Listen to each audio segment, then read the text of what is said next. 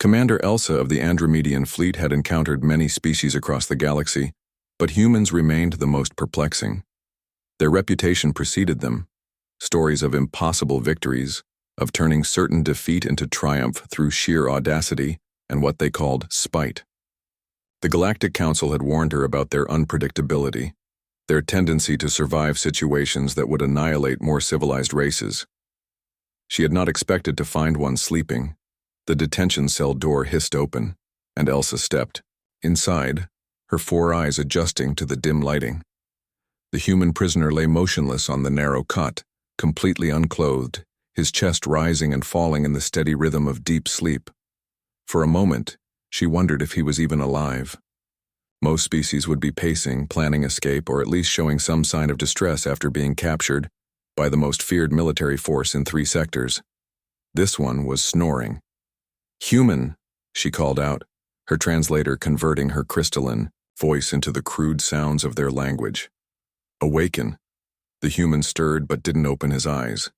Instead, he rolled over, presenting his back to her, and mumbled something unintelligible into the thin pillow. Elsa's mandibles clicked in irritation. "I am Commander Elsa of the—" "5 more minutes, Helen," the human interrupted, still facing the wall. "Coffee isn't ready yet." The audacity struck her speechless. Here was a creature that had somehow infiltrated their flagship, disabled 3 security systems, and single-handedly caused a hull breach that forced an emergency stop, and he was asking for more sleep time while confusing her with someone named Helen. She activated her neural implant, scanning his biometrics. Human male, approximately 30 standard years. Elevated stress hormones but remarkably stable neural patterns. No signs of psychological breakdown, no indication of the battle shock that typically followed capture. If anything, his brain activity suggested he was genuinely relaxed. "You will address me properly," she said, allowing her voice to carry the harmonic frequencies that induced fear in most species. "I am your captor." The human finally rolled over and cracked open one eye. "Oh, you're not Helen." He sat up slowly, completely unbothered by his nakedness or the fact that a 2-meter-tall alien warrior was looming over him. "Sorry about that. Thought you were my neighbor. She's always banging on my door when I'm trying to sleep in." Elsa studied his face, searching for signs of deception or madness. She found neither. The human appeared to be exactly what he seemed, mildly annoyed at being woken up. "Do you comprehend your situation?" she asked. "You are aboard an Andromedian warship, facing charges of sabotage, infiltration, and causing grievous harm to military personnel." The human stretched, joints popping audibly. "Yeah, I figured as much when I woke up naked in a space jail cell. Though I have to say your hospitality could use some work. Usually when someone kidnaps me, they at least let me keep my pants." "Kidnaps you?" Elsa's voice rose an octave. "You attacked our vessel." "Attacked?" The human looked genuinely confused. "I was trying to fix your engine. Your distress beacon was broadcasting on every frequency for 3 sectors. Helen always says I'm too helpful for my own good." The mention of Helen again made Elsa pause.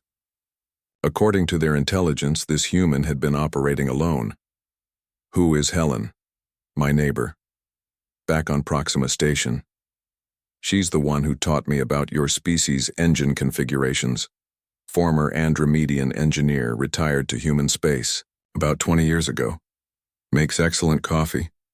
Elsa felt something cold settle in her thorax. Helen could only be referring to Chief Engineer Helena, who had disappeared during the Proxima incident 2 decades ago. Official records listed her as killed in action, but if she had defected to human space— "This Helen," she said carefully, "she taught you our technology?" "Some of it.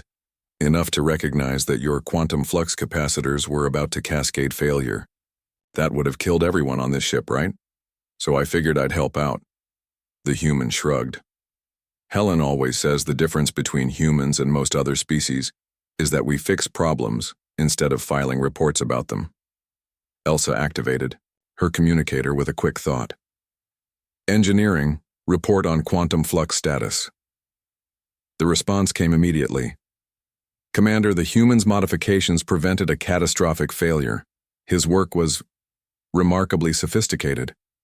We estimate the cascade would have destroyed the ship within hours. She looked down at the human who had somehow procured a small towel from somewhere and was now wrapped in it like a makeshift toga. You saved our ship. I tried to tell your security team that, but they were too busy shooting at me to listen. Not very neighborly, if you ask me. Our security protocols are garbage, the human interrupted cheerfully. Helen mentioned that too. Said Andromedians are great engineers but terrible at people skills. Something about overcompensating for having too many eyes. Elsa's 4 eyes narrowed simultaneously. And what else did this Helen tell you about us? The human grinned, and for the first time since entering the cell, Elsa felt genuinely unnerved. She told me that despite all your fancy weapons and scary reputation, you guys have one major weakness. Which is? You follow rules even when they don't make sense. Humans don't do that. We improvise. We adapt. We fix problems with whatever's handy, even if it's not in the manual. He stood up, somehow managing to maintain dignity despite wearing nothing but a small towel. Helen said that's why humans keep winning fights they should lose. We cheat. Elsa realized she was staring at this peculiar creature with something approaching respect. And you learned all of this from a neighbor who makes coffee? Best coffee. In 3 systems, the human confirmed. She also taught me 17 different ways to disable an Andromedian security grid using common household items. Want to see? Before Elsa could respond, the lights in the detention block flickered and went out. Emergency lighting kicked in a moment later, bathing everything in red. The cell door was standing open. The human was still sitting on his cot, towel perfectly in place, looking entirely unsurprised. How? Elsa whispered. While you were talking, I was thinking. Helen always says the best time to escape is when your captor thinks they understand you. He stood and walked to the door. She also says that humans are most dangerous when they appear most harmless. As if to prove his point, he turned back and smiled at her. Not threatening, not triumphant, just genuinely friendly. Thanks for the chat, Commander. This has been educational. When you see Helen again, and you will, because humans don't abandon their friends, tell her I said the coffee's getting cold. And with that, wearing nothing but a towel and an infuriating grin, the human walked out of the detention block like he owned the ship. Elsa stood frozen for a long moment, finally understanding why the Galactic Council feared humanity. It wasn't their technology or their weapons, it was that they could make the impossible seem routine, and the extraordinary feel like just another day at the office.